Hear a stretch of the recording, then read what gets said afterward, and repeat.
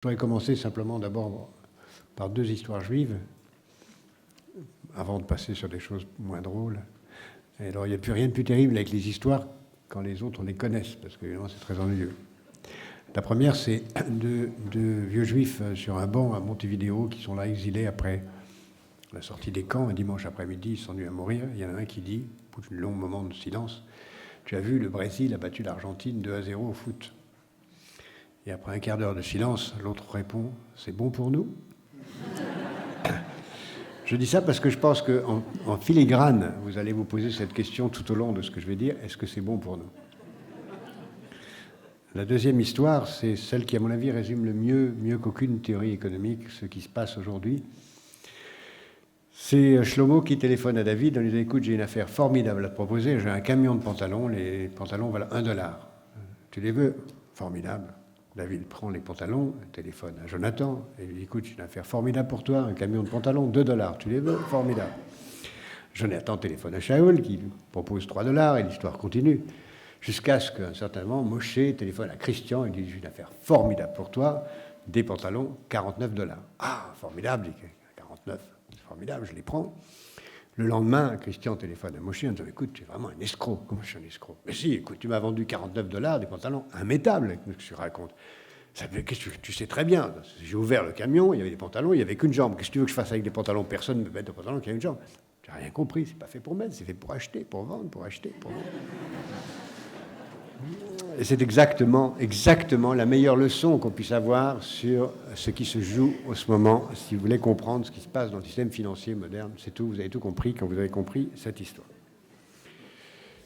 Aujourd'hui, en effet, ce qui est très intéressant à voir, c'est que se pose de nouveau la question morale.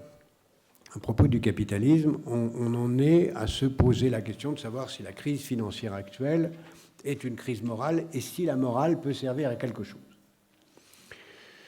En effet, il est vrai que la crise financière actuelle donne le sentiment assez profondément d'être une crise morale, dans la mesure où on a vu des abus de toutes sortes, soit des abus personnels, des gens qui ont gagné des fortunes qui paraissent indues, des gens qui ont fait des choses tout à fait illégales, des gens qui ont fait des choses légales, mais qui semblent clairement, au sens du bon sens, immorales. Et on peut en donner plein d'exemples. Je ne les rappellerai pas, mais il y en a d'innombrables, au point qu'on est appelé à, maintenant, devant le vide juridique, de dire, puisque la loi n'y peut rien, appelons la morale au secours. Parce que la morale peut être un substitut à la loi en l'absence de celle-ci.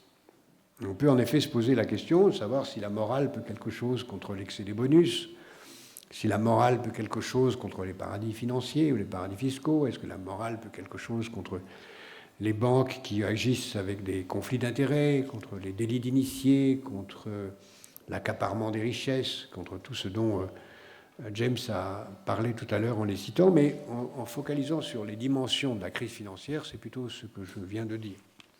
Est-ce que la morale peut quelque chose contre le fait que nous avons un capitalisme ou une économie globale sans système de droit global? Est-ce que la morale peut quelque chose face à un système qui crée autant de ruines, de pauvreté, de destruction de l'environnement? Et est-ce que la morale peut quelque chose contre le fait que nous sommes aussi dans une crise morale? C'est-à-dire qu'on ne sait même plus ce que veut dire morale. Qu'est-ce que c'est que la morale? Est-ce que la morale, c'est les règles telles que le rabbin vient de les définir, qui ont été définies il y a 25 siècles? Quel intérêt pour nous? Est-ce que la morale, c'est la Déclaration des droits de l'homme? Est-ce que c'est la généralisation du droit d'un pays dans un autre? Est-ce que c'est des principes de bon sens? Est-ce que c'est la morale juive, chrétienne, musulmane, confucéenne? C'est quoi la morale? Et donc il y a à la fois une crise financière qui se traduit par la prise de conscience d'une absence de droit, qui nous amène à chercher la morale comme un substitut au droit. Et lorsqu'on se retourne vers la morale, on ne sait plus très bien de quoi on parle.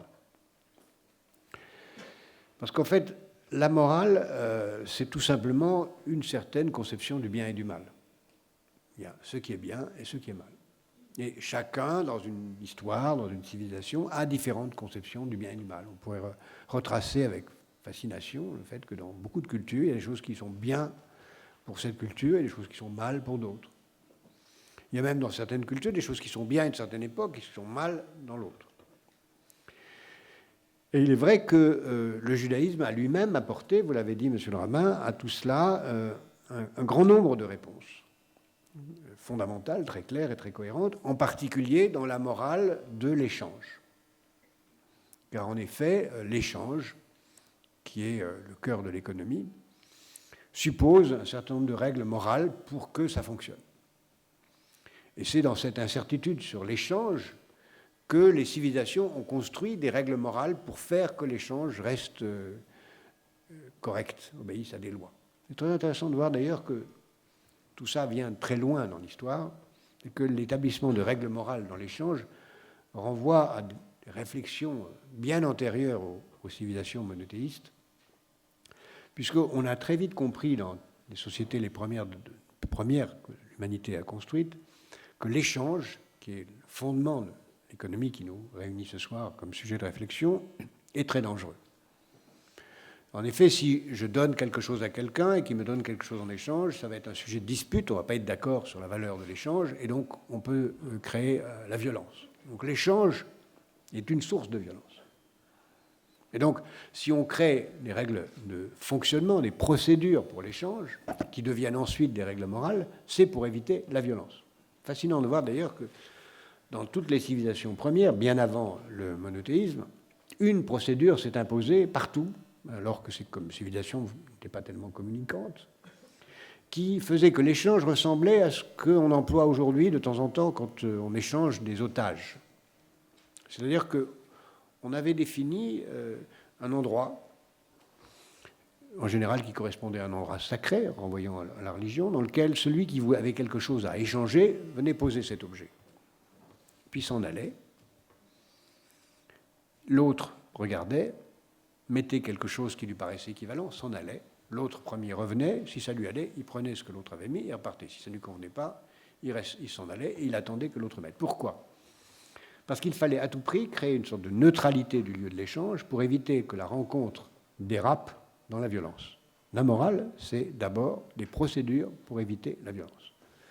Un grand progrès a été accompli assez tard dans l'histoire humaine quand l'échange est devenu un échange monétaire.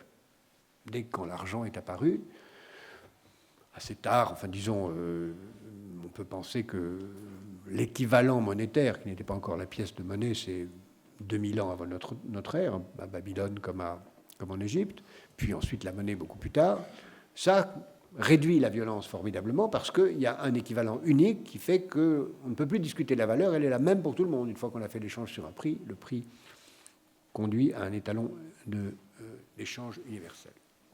Et là, on a commencé, M. Lorbain, vous l'avez dit tout à l'heure très justement, à se poser toute une série de questions, puisque à partir du moment où l'échange apparaissait, l'échange a très vite été non pas un moyen d'équivalence, où chacun obtenait ce que l'autre avait cédé, mais un moyen d'accumulation de richesses, où chacun obtenait plus, tout simplement parce que quand on a des biens qui peuvent produire des richesses, du bétail, des femmes, des terres, on peut accumuler des richesses, et donc il y a eu un processus d'accumulation. Et là, s'est produit immédiatement une réflexion morale, un peu partout, sur qui a le droit et dans quelles limites d'accumuler des richesses. Et là, il y a eu très vite, dans toutes les civilisations, une rupture fondamentale entre deux types de civilisations. Un premier type de civilisation qui a dit le scandale, c'est la richesse. Parmi ces civilisations, il y a à peu près la plupart des civilisations d'Asie, la civilisation grecque, le monde grec, à quelques exceptions près, je pourrais y revenir, c'est assez compliqué, et comme héritière du monde asiatique et du monde gréco-romain, le monde chrétien, qui, quand il est apparu, a dit clairement le scandale, c'est la richesse.